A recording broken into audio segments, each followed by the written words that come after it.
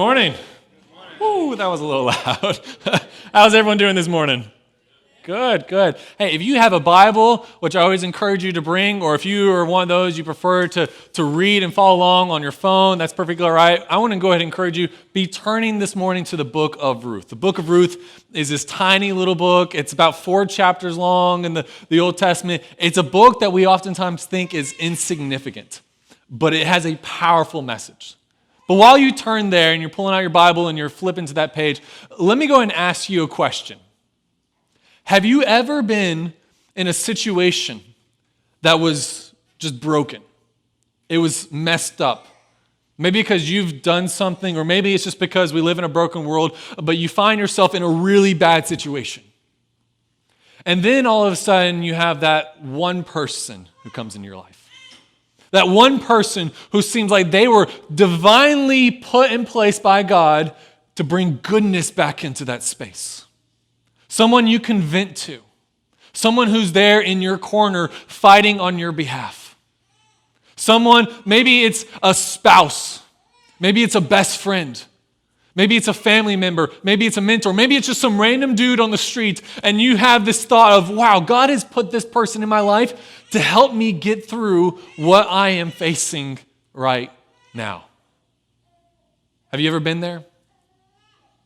All of us have, and I'm sure all of us will. And it's this wonderful showing of how sometimes God works in our lives and the situations that are going on, how God is moving his divine plan of restoration into the world as he brings into our lives sometimes people that just need to be there.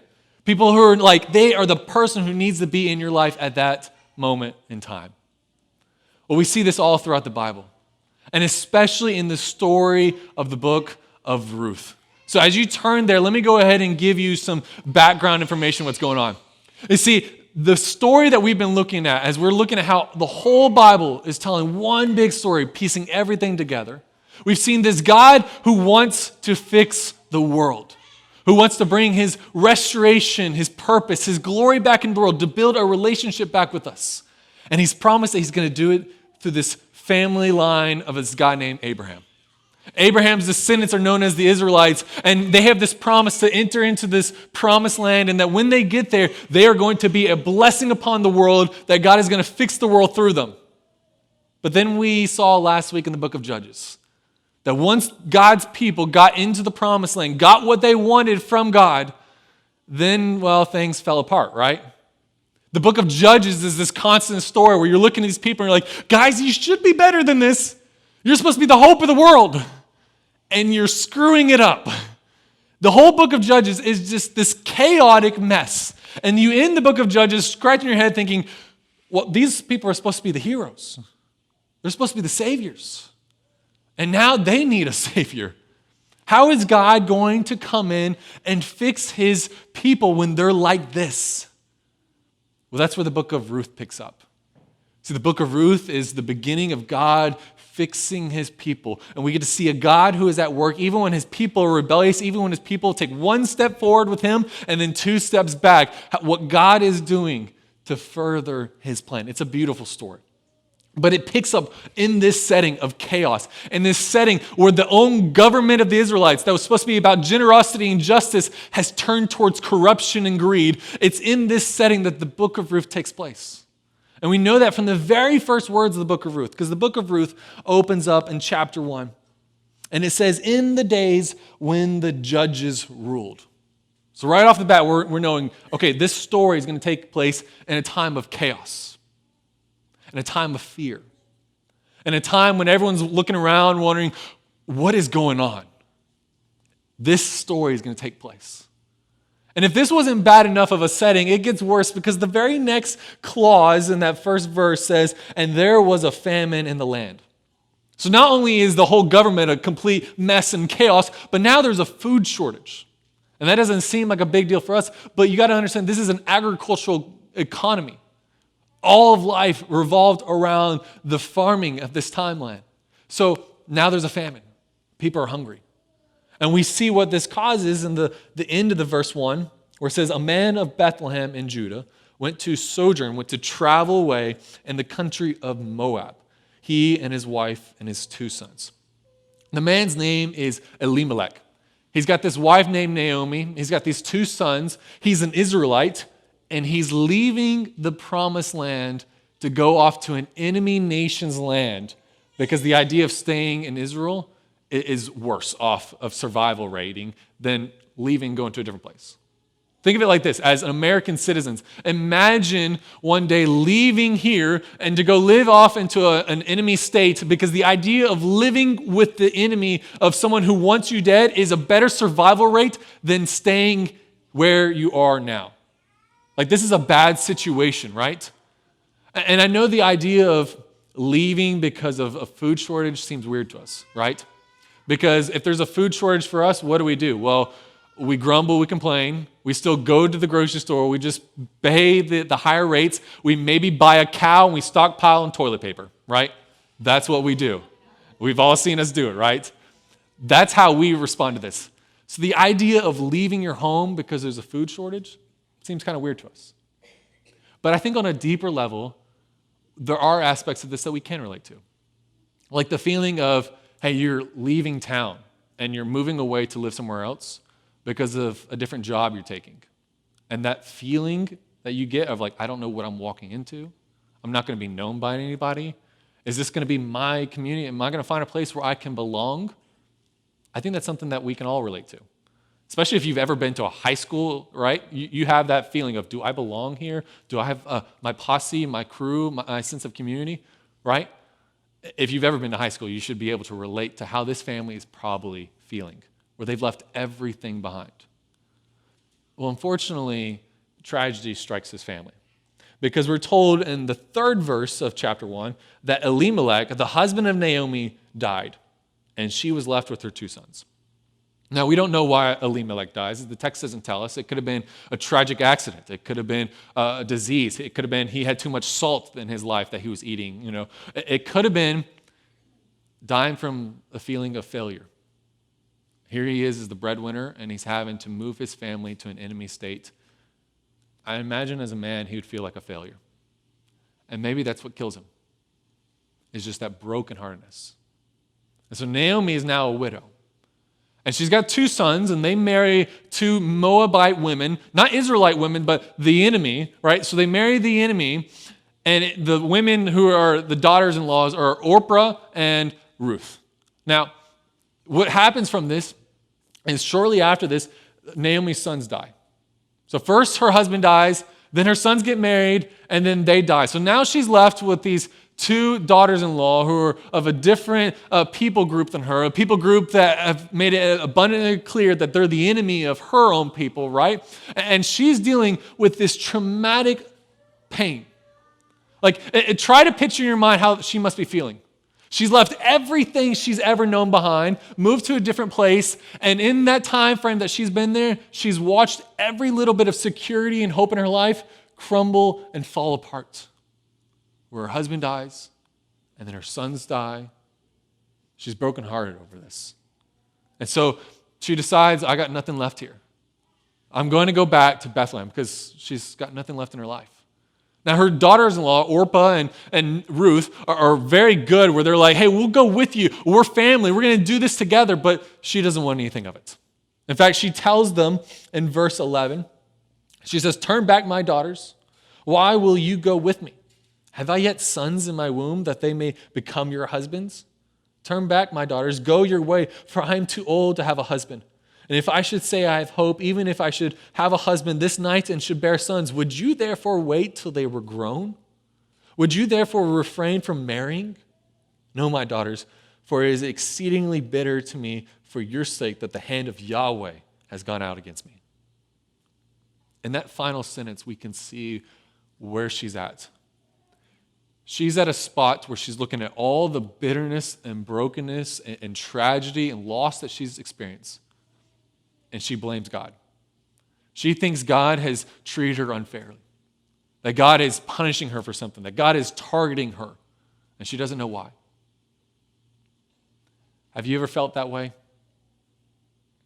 Wondered if God was treating you unfairly? If God was being mean to you and you don't know why? Naomi is so broken over this moment. And she does what all people do when they're in misery and grief and pain. They want to be alone. They push people away. And she comes up with a logical argument. She gives it, and Orpah agrees. Orpah's like, yes, this doesn't make sense for me to leave everything I know to go with you with no prospects of my life getting any better. The logical thing would be stay back and I can start over and have a new life. So Orpah leaves. It's the logical thing. But Ruth is different. Ruth sits there and sees her mother-in-law experiencing such tragedy and depression and grief, and Ruth responds differently. Because she sees how Naomi feels. And she tells Naomi, in verse 16, she says, do not urge me to leave you or turn from following you. For where you go, I will go. And where you lodge, I will lodge. Your people shall be my people, and your God, my God. Where you die, I will die, and there will I be buried. May Yahweh do so to me, and more also, if anything but death parts me from you. See, Ruth won't leave. Logic would say that it would be sensible for her to leave. We would not blame her if she left. But she decides logic is not more important than the sake of the relationship. Because relationship requires a cost of sacrifice. It requires sometimes that we leave logic aside for the sake of what's better for the relationship. And that's where Ruth's at. She's making this undying commitment to Naomi. She's like, Naomi, I see you're in pain, and I'm going to go through this pain with you. All the valleys and the hills that you're experiencing, you will not be alone. I'm going with you in this. And what's sad is how Naomi responds. See, Naomi hears Ruth give this pledge of commitment, this pledge of loyalty, this pledge of love, and Naomi shrugs her shoulders and says, whatever. And then they go back into Bethlehem. And when she finds the people, you can imagine Naomi that she grew up with, and she's returning, they're all excited to see her. Here's how Naomi talks to them. She says in verse 20, she says, do not call me Naomi, call me Mara, which was the word for bitter. She's like, don't call me Naomi, call me a bitter lady. Why? For the Almighty has dealt very bitterly with me. I went away full, and Yahweh has brought me back empty. Why call me Naomi when Naomi has testified against me and the Almighty has brought calamity upon me? See, in her grief, Naomi thinks she's got nothing in her life. So imagine being Ruth. And you're standing there and you've just committed undying loyalty to your mother-in-law, saying, I'm going to be there for you. I'm going to help take care of you. And Naomi goes around telling people, I've got nothing of value in my life. As many of you I know take care of your own elderly parents, imagine being in this situation where you've opened up your homes for your parents to move in. You've sacrificed. You sacrifice financially. Your family has sacrificed their own stress. You've gone beyond your limits, it feels like, to take care of someone else. And then imagine them in public telling other people, I have nothing. I have nothing of value in my life. I have no future, no hope. My life is over. See, some of you don't have to imagine that, I know. Because some of you are there right now. And it breaks my heart. Because I know you're sacrificing so much. You are trying to be Ruth to a Naomi out there, and it is difficult, I know. Just as I know, in our own bitterness and pain, we can just be like Naomi as well, of pushing people away, of ignoring and being blind to how others are sacrificing and showing great love toward us. This is what pain and grief and sorrow can do. And so here's Ruth, probably hurt by this, but she's committed. And so the family settles in Bethlehem. And we find that Naomi kind of goes into a depression. She kind of locks herself at home. She doesn't leave home. So it leaves it up to Ruth to go out every single day to find food, to find support for them, And so we find that Ruth goes, and there's this tradition in ancient Jewish society that if you're a farmer, you would not harvest on the edges of your property. You would leave that for the homeless to come in, to graze off of it. And so that's what Ruth starts to do. She's identified now as this homeless person who's trying to take care of her mother-in-law, who's in a depression, who's dealing with tragedy, who thinks her life is over. This is where Ruth's at. But something happens in this moment. As she's going out, maybe days and weeks and months, maybe even years of this, there's a moment where she comes upon a certain place in chapter 2, where she happened to come to the part of the field belonging to Boaz, who was of the clan of Elimelech. Now, Boaz, we're told right off of the bat, is a man of noble character, a man who is a pillar in his community. He's well respected, and we can see that in how he greets his followers. In verse 4, it says that he said to the reapers, his workers, he says, Yahweh be with you. And they responded, Yahweh bless you. It's showing us that this is a man that we could respect. This is a man that we could admire. This is a good man in the community. And he finds Ruth on the edge of his property as a homeless woman. She's clearly not an Israelite. And he starts asking about her. And his workers start telling him, oh, that's Ruth. She's that foreigner who's come all this way here to take care of Naomi. And it catches Ruth's or Boaz's attention because he sees what's going on. And we're told that he approaches her in verse 8. And he says, now listen, my daughter, do not go to glean in another field or leave this one, but keep close to my young women. Now he's kind of saying, I have these other servants. Stay close to them. Be friends with them. He's given her a sense of community, a sense of a sisterhood, right? He goes on, he says, let your eyes be on the field that they are reaping and go after them. Have I not charged the young men not to touch you? He's like, hey, I've even told my men they've got to protect you. So here he is. He's wanting to provide her a sense of community and friendship. He's wanting to protect her. It goes on. He says, and when you are thirsty, go to the vessels and drink what the young men have drawn. He's also wanting to provide for her. This is a good dude, right? He wants to be a provider. He wants to be a protector. He wants this woman, this foreign woman who he has no right to, no obligation to. He wants to help provide her a sense of family. A sense of community, friends. And she's stunned by this, and she asks, why is this happening? And he tells her why he wants to protect her and give her this blessing. It's in verse 11. And he says, all that you have done for your mother-in-law since the death of your husband has been fully told to me, and how you left your father and mother and your native land and came to a people that you did not know before. See, Boaz sees the sacrifice and commitment that Ruth has for Naomi. And it tells us that the sacrifices we make for those who are hurting does not go unseen. And that should be great encouragement for us. If you feel like you're dealing with the Naomi, your efforts and your sacrifices do not go unseen.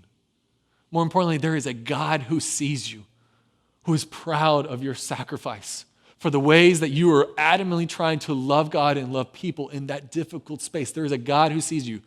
And there's a church family who sees you as well. While we might not always be able to be physically there with you, it should be comforting, I hope, for you to know that there are people in this family, in this room, and online who love you, who see what you're going through, who are there for you if you need them. See, that's what we're seeing in this moment, is that God sees the sacrifices we make for those who are struggling, for those who are hurting. And we want to propose that, we want to say that as us as a church. That's who we want to be. That's why we got that prayer box right outside. That way, every time we have an elders meeting, we could be praying for you so we know what's going on, so we can be there for you. That's why we have that Bluff app where it has a prayer wall. That's why we do email chains of saying, hey, this is what's going on with our Bluff family. Be in prayer about this, because we're a family and we see the burdens that each one of us is carrying. And we want you to know that you are not alone. You're not alone in this struggle. When you feel like, hey, I'm trying to be like Jesus, take care of someone, you're not alone. What goes on from this story is that Ruth goes back to Naomi. She's got like a duffel bag full of food and stuff like that. And Naomi's shocked, and Ruth tells her all that happened. And here's how Naomi responds in verse 20 of chapter 2. She says, may he be blessed by Yahweh, whose kindness has not forsaken the living or the dead. She's excited. She's like, oh my gosh, I can't believe it. Let him be blessed. God bless him. He's a wonderful human being, right? And Naomi also said to her, the man is a close relative of ours, one of our redeemers. Now, maybe your translation says kinsman redeemers. And what is that, right? That's not a term or a title we use today. Basically, in ancient Israel, they had laws given by God that said if someone was to die, then the rest of the family would supposed to be coming in to step in to help take care of that individual, to be there for them. It's a law that tells us that God cares for the widows and single parents, that God has an interest in wanting his people to come alongside these individuals and help take care of them, help support them. It's a beautiful law in God's word. And so she's excited. Naomi's ecstatic because she's like, this is a man who, by all legal rights, is that man who should be taking care of us. And here he is. He wants to take care of us. And this starts to change Naomi. You know, before, Naomi's only ever been bitter. She wants people to call her a bitter lady. All she can ever see is her tragedy and pain. She can't see a brighter future ahead for her. Like all people who are suffering in tragedy and grief and sorrow, they think this is all that there is in life. That's where Naomi has been. But through the constant loyalty and commitment that Ruth has made, maybe years of it, we start to see a shift in Naomi and her character. And we see that in verse 1 of chapter 3, which says, my daughter, should I not seek rest for you that it may be well with you? She, in this moment, is wanting to take care of Ruth in return. Her eyes are finally starting to see that Ruth has sacrificed so much, and she wants to take care of Ruth. And in fact, her idea is, I'm going to try to hook you up with this guy. I'm going to try to get you together to have you marry this man. So she instructs Ruth and to get Boaz's attention. And we find that one night, Ruth goes to meet Boaz, and she proposes marriage. Which is, I know, it seems even odd today, but back then it was even more a little bit taboo. But Ruth actually in the story proposes marriage to Boaz. And we're told that Boaz responds in verse 10. It says, may you be blessed by Yahweh, my daughter. You have made this last kindness greater than the first, and that you have not gone after young men, whether poor or rich. And now, my daughter, do not fear. I will do for you all that you ask, for all my fellow townsmen know that you are a worthy woman. This is a sweet romantic moment where Boaz is saying yes to the marriage. And if this was a romantic comedy, we would think that this would be the end of the movie, and we're like, oh, this is great, right? But like every romantic comedy, there's always a twist, right? Some crisis that comes up that needs to be solved. Well, it happens in the very next verse, verse 12, where Boaz says, and now it is true that I am a redeemer, yet there is a redeemer nearer than I. It means there's someone who has a greater standing, legal standing to take care of you. So let me go check with him. Let me clear the scales so that I can marry you, so that we can be a family, so that we can take care of you. And so Boaz goes and does that, and he gets everything squared away. And then he goes and he marries Ruth. And we're told in chapter 4, verse 13, where it says, so Boaz took Ruth, and she became his wife. And he went into her, and Yahweh gave her conception, and she bore a son. The book of Ruth ends with the complete reversal and transformation of how the story began. Where in the beginning there was nothing but death and tragedy and sorrow. By the time we come to the end of the book, we find new life is coming forward. It's so much so that people come to Naomi, not to Ruth, but they come to Naomi, and here's what they tell Naomi. Verse 14, they said, blessed be Yahweh, who has not left you this day without a redeemer, and may his name be renowned in Israel. He shall be to you a restorer of life and a nourisher of your old age. For your daughter-in-law, who loves you, who is more to you than 7 sons, has given birth to him. Remember how in the beginning, Naomi was just caught up in this grief and bitterness? And she was even telling people, I have nothing of value in my life, while Ruth stood right next to her. Now, everyone knows what Ruth has done. And they are praising her. And they're like, Ruth is better to you than having a whole bunch of kids, right? Because what Ruth has done has been seen. It's been appreciated in time. That sacrifice she made was not ignored. And in this story, we see how God was working behind the scenes, mending things, fixing things, restoring things. And it shows us that God oftentimes works in the mundane details of our lives. Those little moments that we think are insignificant, God is always at work. Because why? We worship a God who is all-knowing, always present, and all-powerful. Which means he could take even our grief and sorrow, and even the moments of our lives where we're like, I don't know what today was about. Today wasn't anything special. It was insignificant, right? God can even take those moments as part of his larger purpose of moving things forward. Because remember, God's larger purpose is to fix the world. It's to restore things. And here he is, he's working in the tiny little details of a single family. It's a beautiful, beautiful showing. And if we look carefully at how does God really bring his restoration into the world? How does he move in this mundane little details? How does he fix things? It shows us something about how God works. It's that God oftentimes brings his restoration to the world through relationships. God's restoration often comes into the world and into our lives through relationships. You see, it was the relationship that Ruth and Naomi had that allowed God to work in Naomi's heart, to change her story. And when Boaz came along, it was in addition to that. Here's this God who works in our relationships. And this story, it might seem insignificant. We might be like, oh, that's great and all, but how does this play into the overall story?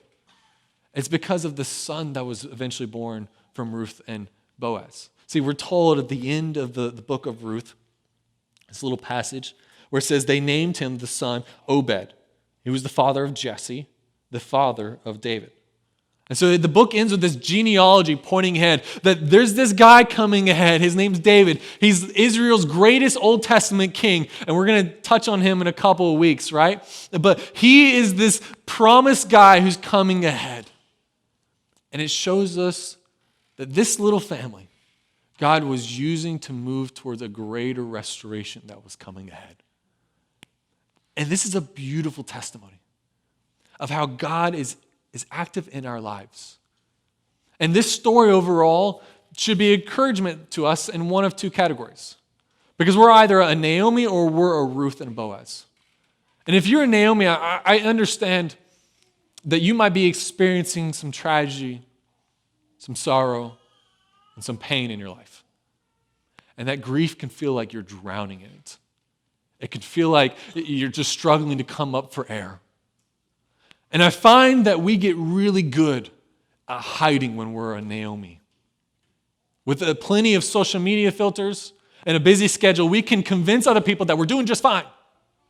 And then we can come to church, and then we can smile, we can greet hands, we can say the things that we say every week. Yeah, I'm doing fine. How are you? Oh, you're doing fine? That's great. Oh, that's awesome. I'm going to go to the next person, right? We can easily hide the fact that we're not all right.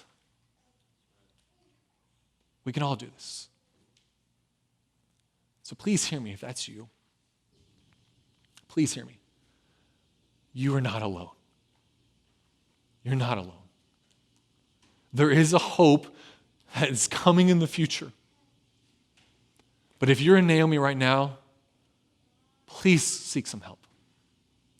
Find your own Ruth and Boazes in your life. Find those people that you can get together and be like, hey, I'm not all right. Can I just vent?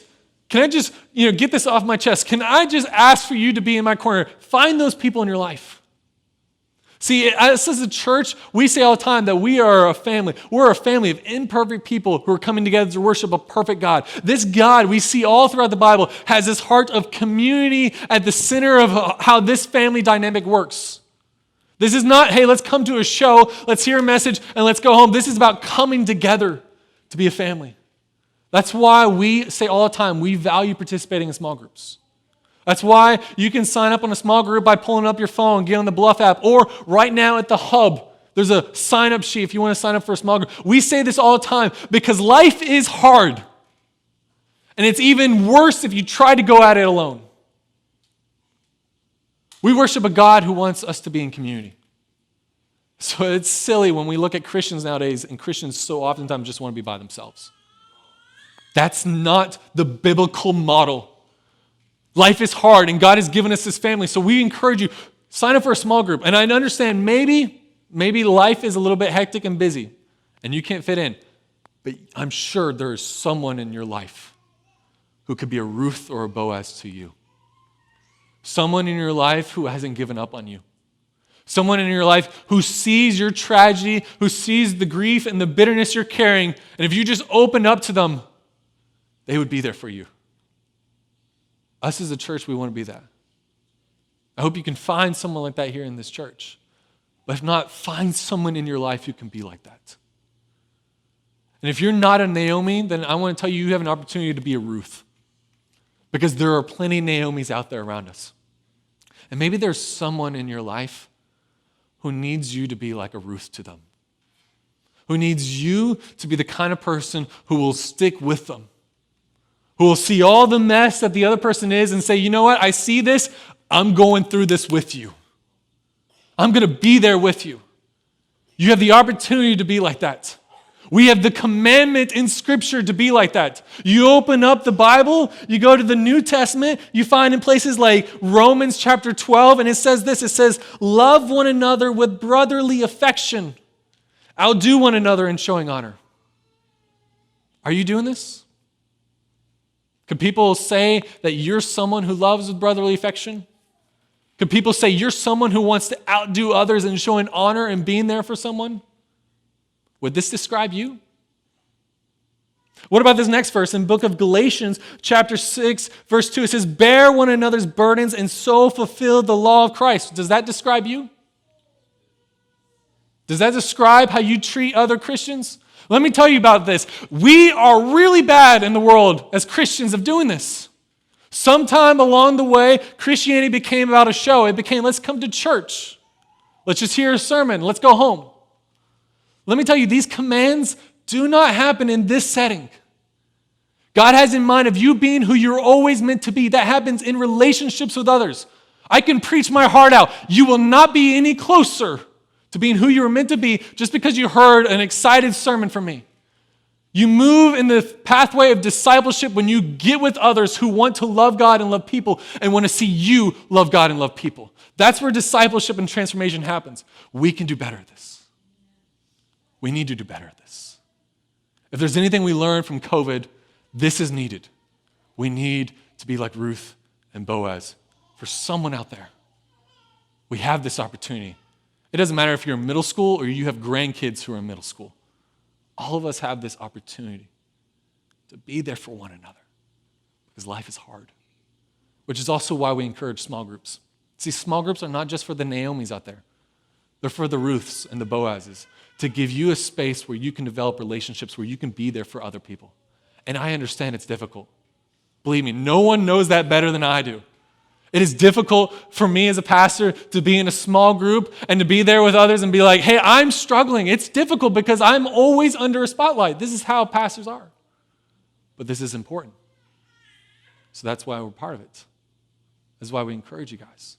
This is a gift that God has given us to be together. Don't squander it. And I understand it's difficult. It's difficult to be vulnerable. It's difficult to be transparent. We live our lives with filters. But there's a God who says, love me and love people. And we cannot do that in isolation. We cannot do that if we do not know the people who sit around us. It's easy to come in, but let me ask you, do you know the people who are sitting in the same row as you? Do you know the people who sit in the row in front of you and behind you? Most of us sit in the same places every week. Do you know their names? Do you know their last names? Do you know what's going on in their life? When was the last time you invited someone out to lunch after church? Or to come over to your house? Church is not about the building. Church is about the people. It's when Naomi's and Ruth's come together, because in that context, God brings his restoration into the world. When people who have faith in him are willing to come alongside one another to say, I love God and I love people. Let's do this together. That's the opportunity we have for us. So I want to encourage you to sign up for a small group. Or at the very least, be either seeking to be a Ruth and Boaz or be looking for a Ruth and Boaz. And maybe an easy way you can do that is here in a minute I'm going to pray. And there are going to be men and women in the back of the room. Because if you're in a Naomi state and you need to just vent, you need to just get it off your chest what's going on in your life, you need to be like, hey, I need someone who can pray for me. Someone who will remind me that they're in my corner, that they love me, and that there's a God who loves me. If that's you, I want to encourage you to go and talk to someone. We purposely do it in the back of the room because coming up here to the front is awkward. I mean, we've all been in those kind of churches, right? We do it in the back of the room so no one can see you. So you can be open and honest and vulnerable and say, I need help. Will someone pray for me? So in here in a minute, we're going to be back there. And I want to encourage you guys to consider joining a small group, or at the very least, I understand life is busy. We have drawing for dinner. That's an easy way to get to know the people in this church. That's an easy way to go beyond just, hey, how are you doing, waving, but to actually be in each other's life. That's an easy way. I want to encourage you guys to go and sign up for that as well. But for now, let's pray.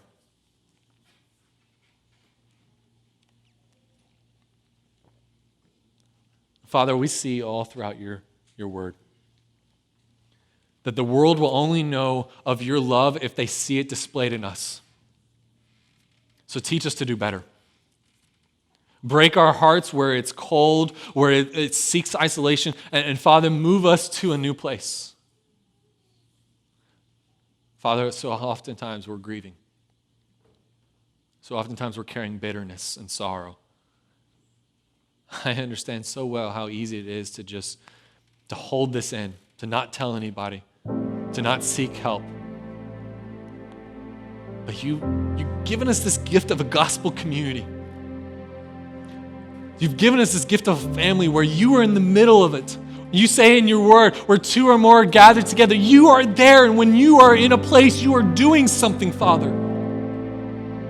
So bring us to the point where we can open up our hearts and open up our homes, where we can be honest with one another, where we can be seeking to have godly relationships in our lives, that we can be seeking those in our lives who will teach us how to love you and to love like you into this world. Father, I ask that you would bring us from our bitterness and our pain and sorrow, and you bring transformation into our lives, into the relationships. It's easy to look, and when we're in pain, that you have given people in our lives who can bring goodness into the spaces. So Father, open our eyes when we feel sorrow, when we feel pain and bitterness, to see those people and give us the courage to reach out to them. But in the same way, Father, help us to be like Ruth. Help us to be like Boaz. Help us to be able to see the pain that others are carrying, and give us the courage to be able to step forward and say, I see what you're going through, and I want you to know you do not go through it alone. You are loved.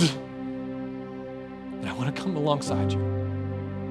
Make us into that kind of people, Father, as you lead us forward in your word, to be a church for those who have given up on church. It's in your name I pray. Amen.